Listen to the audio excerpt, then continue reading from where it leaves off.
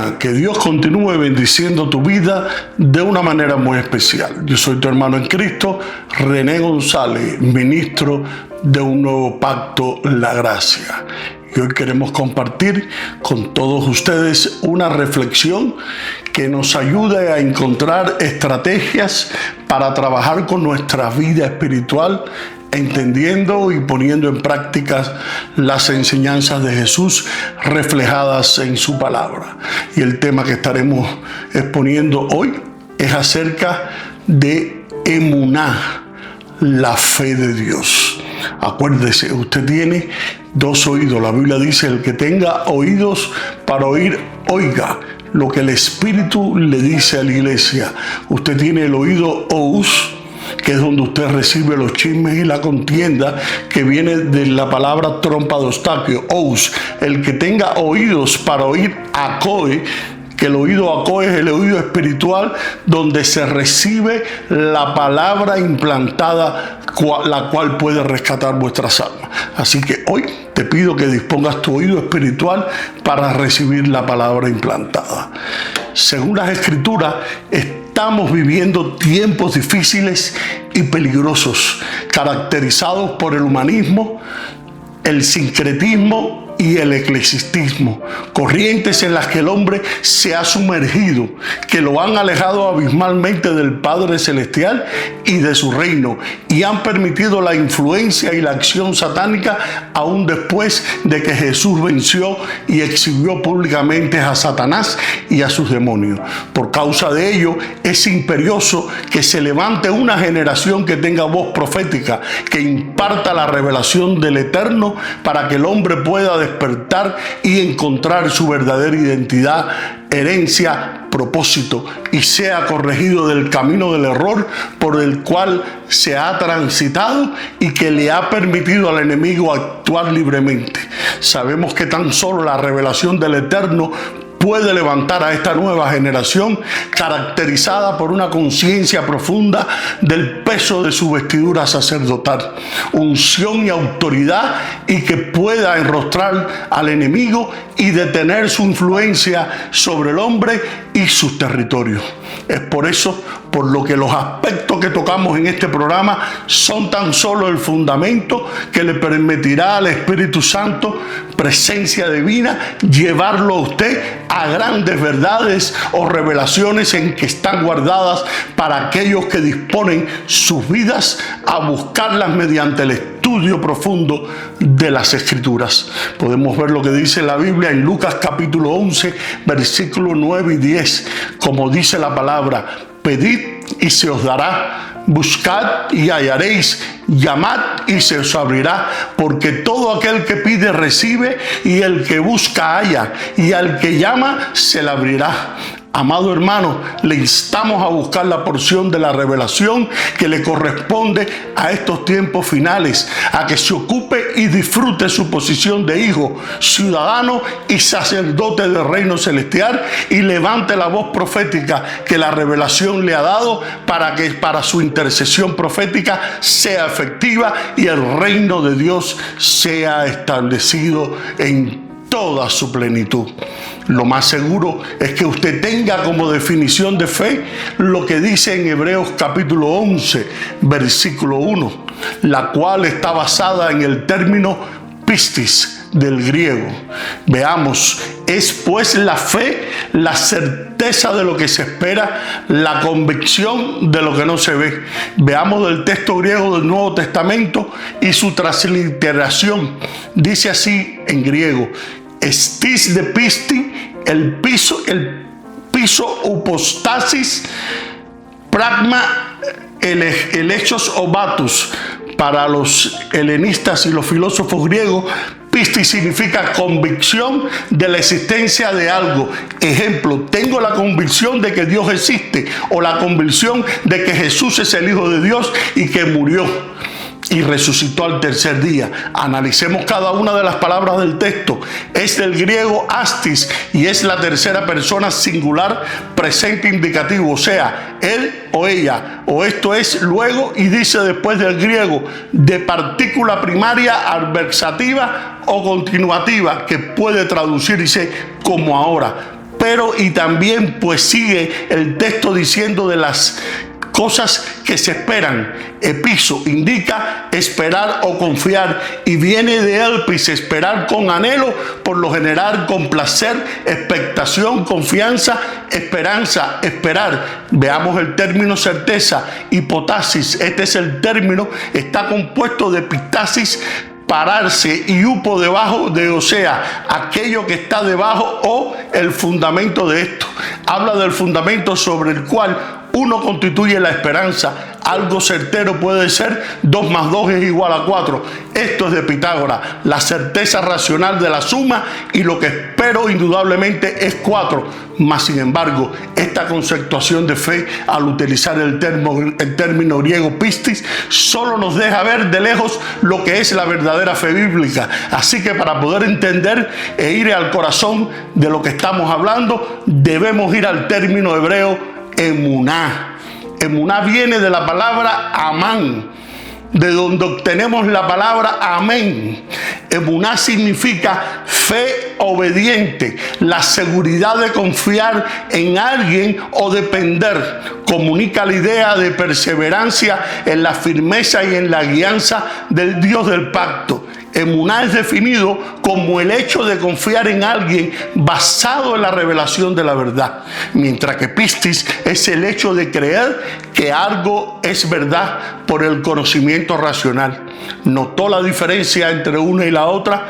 Es por esto por lo que leemos en Santiago capítulo 2, versículo 19 al 20, ¿tú crees que Dios es uno? Bien hacéis, también los demonios creen y tiemblan. Pero ¿quieres saber, hombre vano, que es la fe sin obra? Está muerta. Los demonios solo tienen pistis. Los hijos de Dios debemos caminar en emuná. Emuná significa apegar mi vida a lo que creo, obedecer lo que creo, hacer y vivir conforme a lo que creo. Jacob, mal llamado Santiago, en su carta nos dice: no seáis oidores olvidadizos, sino hacedores de la palabra. Y aquí vemos, como dijimos, que son mis hechos diarios los que muestran y confirman mi fe, y no mis convicciones intelectuales aisladas de mi forma de vida. Emuná no es certeza y convicción de algo que se espera, porque si esto fuera así, Abraham no hubiera sido el padre de la fe, porque cuando Dios lo mandó a salir de su tierra y que dejara a su parentela, él no sabía ni siquiera para dónde iba. Él no tuvo pistis, convicción y certeza. Él solo caminó en emuná, o en obediencia. Emuná es un estilo de vida que está basado en la obediencia. En Habacuc capítulo 2, versículo 4, la Biblia nos enseña: mas el justo por su fe vivirá, mas el justo por su emuná vivirá, mas el justo por su creer y obedecer vivirá. Al pueblo que Dios levantó de los lomos de Abraham, y a la que será establecido en los confines de la tierra cuando el Mesías venga por segunda vez a establecer su reino. Es curioso que emuná fue usado por primera vez en Génesis capítulo 15, versículo 6. Abraham creyó a Jehová y le fue contado por justicia. Este pasaje es clave porque debemos recordar que Abraham fue llamado para ser el padre de una nación que gobernaría sobre la tierra, una nación que tendría un pacto sempiterno con Dios y una cultura, un sistema de gobierno y legislaciones totalmente diferente a las demás naciones de la tierra. Una nación que sería intercesora profética delante de las demás naciones y traerían a manifestación el reino celestial. O sea, que cuando decimos que Abraham fue el padre de la emuná, el padre de la fe, estamos hablando que fue el padre de una nueva cultura.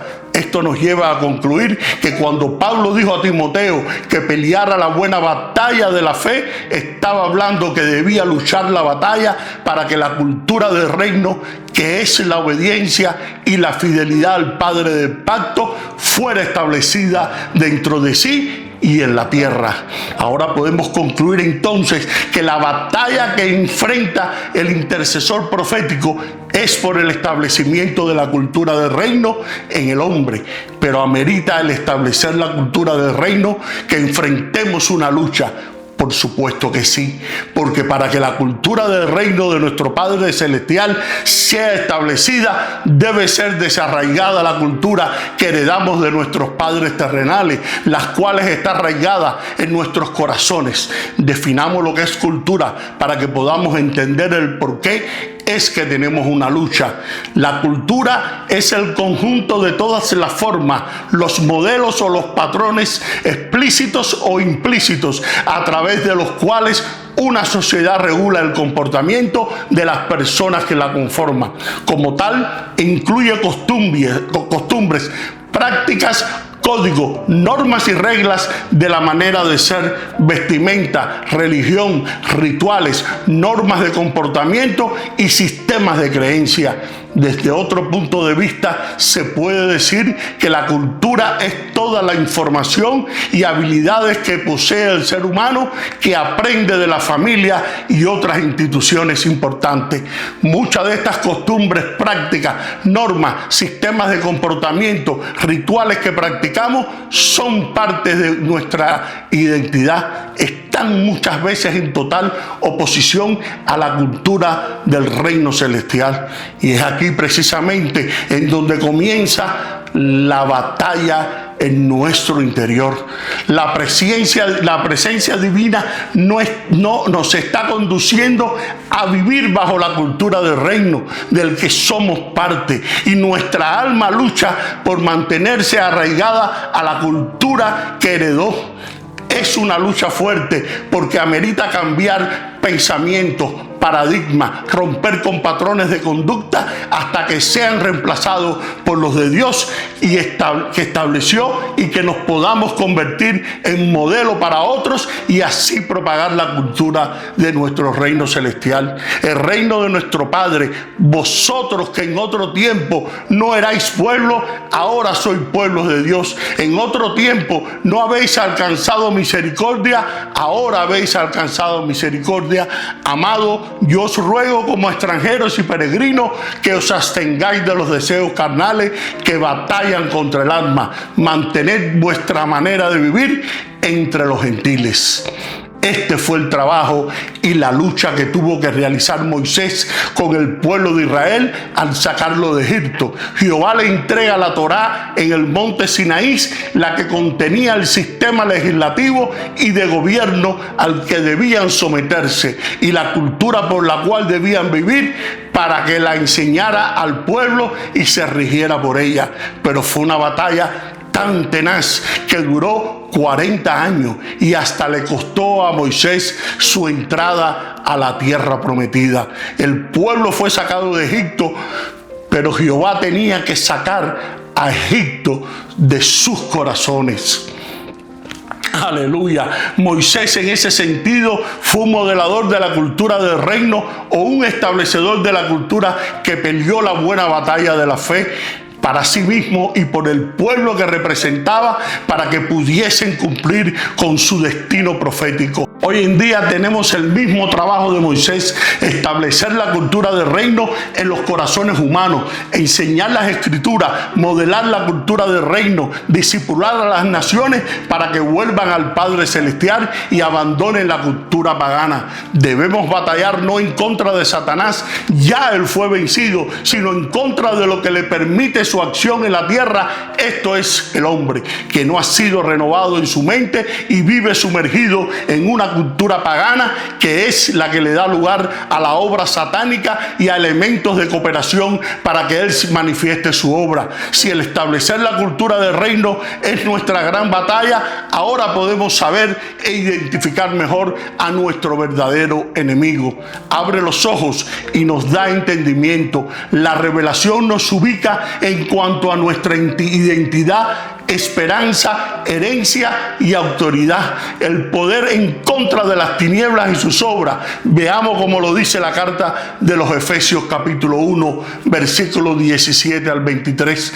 Para que el Dios de nuestro Señor Jesucristo, el Padre de gloria, os dé espíritu de sabiduría y de revelación en el conocimiento de Él, que alumbre los ojos de vuestro entendimiento, para que sepáis cuál es la esperanza a que Él os ha llamado y cuáles las riquezas de la gloria de su herencia en los santos y cuál la extraordinaria grandeza de su poder para con nosotros los que creemos según la acción de su fuerza poderosa. Esta fuerza fue la que operó en Cristo, resucitado de los muertos y sentado a su derecha en los lugares celestiales, sobre todo principado y autoridad, poder y señorío, y sobre todo nombre que se nombra, no solo en este siglo, sino también en el venidero, y sometió todas las cosas debajo de sus pies y lo dio por cabeza sobre todas las cosas a la iglesia, la cual es su cuerpo, la plenitud de aquel que todo lo llena en todo. Restaura las circunstancias del pasado, afírmate en la verdad presente y permite la proyección hacia el futuro. O lee lo que dice en Eclesiastés capítulo 3, versículo 14 al 16. Dice: sé que todo lo que Dios hace es perpetuo, nada hay que añadir ni nada hay que quitar. Dios lo hace para que delante de Él teman los hombres. Lo que antes fue, ya es, y lo que ha de ser, fue ya, y Dios restaura lo que pasó.